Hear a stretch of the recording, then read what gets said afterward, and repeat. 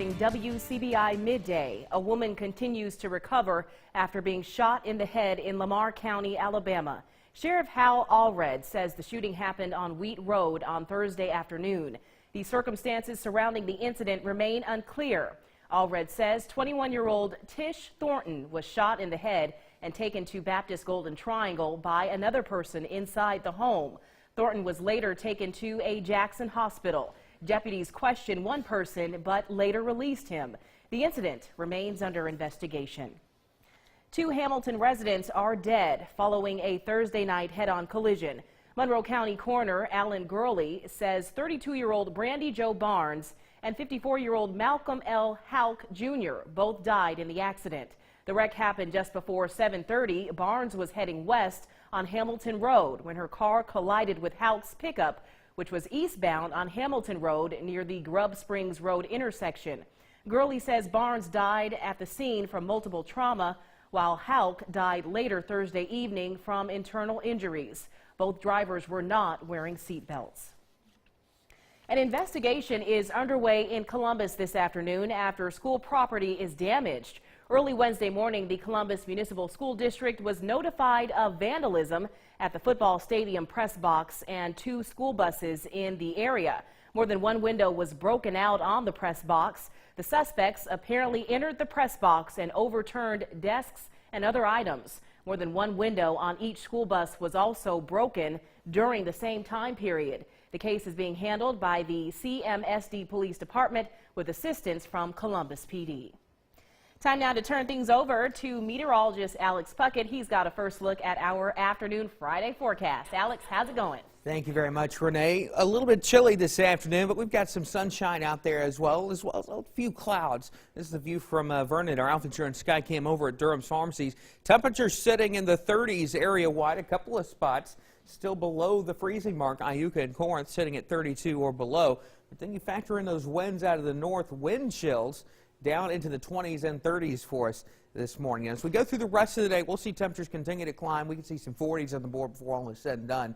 But a little bit warmer this weekend, and rain returns this weekend as well. I'm going to time out your rain chances coming up in a few more minutes. Renee? All right, Alex, thanks a lot for that weather update. Now to a story we've been following. The sentencing hearing for Larry Nasser erupted in chaos after listening to his daughters describe being abused by the former sports doctor. A father tried to take matters into his own hands. Kenneth Craig reports. Two sisters came forward in the Michigan courtroom, both of them accusing Larry Nasser of sexual abuse. When I was 13, just a kid, laying on a table at MSU. Their father listened as his daughters described the trauma, which was suffered by a third sister as well. I really feel that my entire family has gone through hell and back. When the sisters were done speaking, Randall Margraves made a request. I would ask you to, as part of this sentencing, to grant me 5 minutes in a locked room with this demon. Would you do that? Yes or no? The judge declined, and Margraves lunged at Nasser. I want that son of a... It was the second day of victim statements in Nasser's final sentencing hearing. This one centers on his assaults on athletes from the elite Twisters Gymnastics Club. Remember all those weird things he would do? Taylor Helber was the first to address the court after the outburst. She says she went to Nasser for spinal fractures when she was 12. How did he do this to me, visit after visit after visit with my mom, my dad, my coach in the room with me? Was my back even fractured? Nasser is already facing the rest of his life behind bars, but as this devastated father was led away in handcuffs, it was clear no punishment will erase the pain of Nasser's crimes. Kenneth Craig, CBS News, New York. Now, Nasser was sentenced in a different Michigan county to 40 to 175 years in prison. That's in addition to 60 years for possessing child pornography. Turning to other national headlines now, a controversial classified memo is likely to be made public today. The move has pitted President Trump against the FBI and Department of Justice, both of which oppose the memo's release. Mola has more details from the White House. President Trump is going after his top law enforcement officials over a classified memo he's likely to release to the public today.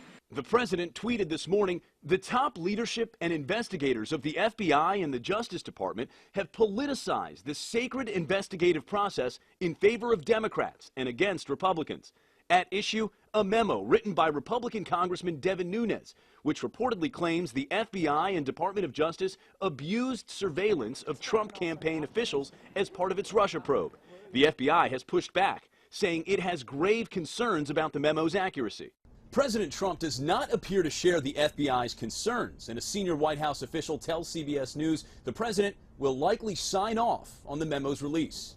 The official says the president is okay with it. I doubt there will be any redactions. Then it is in Congress's hands after that. Democrats say Nunes cherry-picked different classified elements to put a partisan slant on the investigation. This is designed to impugn the credibility of the FBI, to undermine the investigation, to give the president additional fodder to attack the investigation. FBI Director Christopher Wray is likely to issue a rebuttal when or if the memo is released.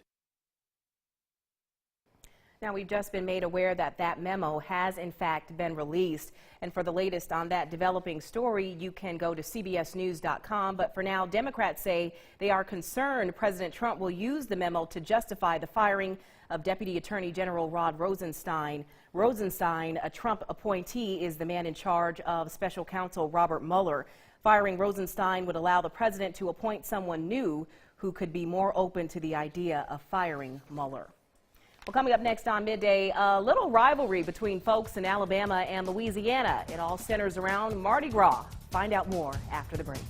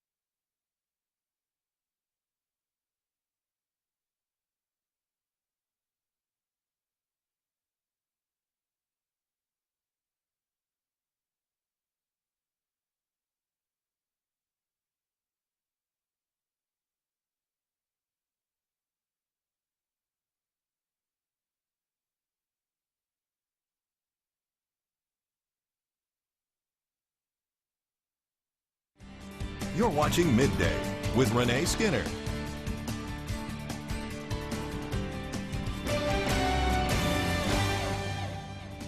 Welcome back.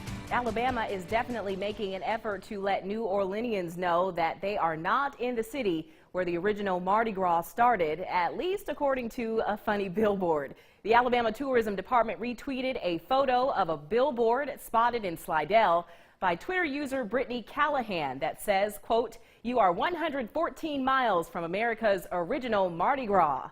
The billboard also dons the Alabama Tourism Department's Sweet Home Alabama logo on it.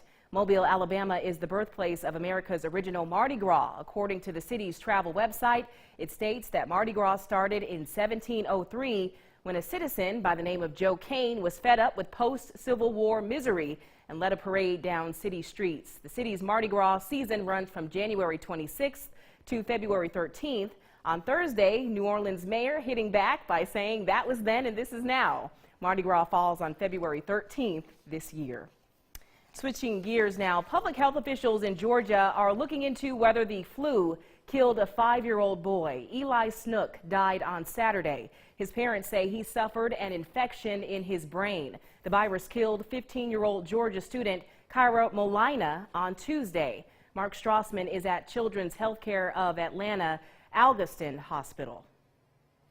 He was the son I've always wanted. I've always wanted a baby boy.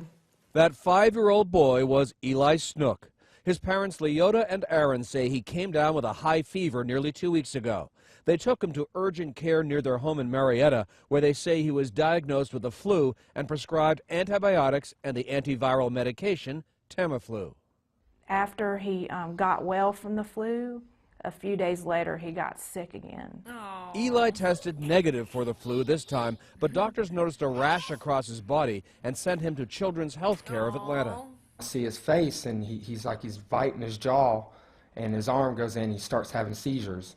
He was placed in a medically induced coma while doctors performed a CAT scan and a spinal tap, but the virus had spread to his brain. His brain swelled past the point of no return, and they told us that he was brain dead. Nurses surrounded Eli at his bedside while his parents prayed for a miracle. Unfortunately, the Lord took him home, and it was Saturday at 10 o'clock. Eli's parents say he did not have a flu shot. Dr. Daniel Salinas is Chief Medical Officer at Children's Healthcare of Atlanta. The best line of defense to prevent influenza is to get a vaccine. If your kids are sick, don't take any chances. You can't really know these things. It just happens. The Snooks buried their son on Wednesday, and because of the flu, Children's Healthcare of Atlanta has seen record numbers of patients in all 3 of its hospitals and all 7 of its walk-in clinics. Mark Strassman, CBS News, Atlanta. Well, it looks like Groundhog Day for the nation's flu report, too. It's gotten worse, and there are weeks of suffering ahead. The government's latest report out today shows the flu season continued to intensify last week. 1 of every 14 visits to doctors and clinics were for symptoms of the flu. That's the highest level since the swine flu pandemic in 2009. Last week, 42 states reported high patient traffic for the flu, up from 39. Hospital stays because of the flu were also up. Experts thought this season might be bad, but its intensity has surprised most everyone. The flu usually peaks in February. Friday's report is from, of course, the Centers for Disease Control and Prevention. Speaking of Groundhog Day, Pennsylvania's own world-famous groundhog, Punxsutawney. Did I say that right? Punxsutawney Phil, there we go, predicted 6 more weeks of winter this morning at Gobbler's Knob in Punxsutawney, Pennsylvania, after seeing his shadow. The story of the holiday tradition declares that if the groundhog emerges early in the morning of February 2nd and sees his shadow, we will have 6 more weeks of winter weather. Should he not see his shadow, we will have an early spring. The event now attracts up to 30,000 visitors to that town. Jefferson County, located about 80 miles northeast of Pittsburgh. In recent years, Phil predicted 6 more weeks of winter weather, 103 times, while forecasting an early spring just 18 times. So who do we believe, the meteorologist or the rodents? That's a tough one. No, I'm just kidding. I kid. Here's meteorologist Alex Puckett. Of course we believe him. Alex? Well, I don't know. Apparently the groundhog's over 120 years old, so maybe he does know something. Anyway, we're predicting rain this weekend, but it doesn't look like a total washout. I'll let you know when you can enjoy the great outdoors this weekend. Coming up after the break.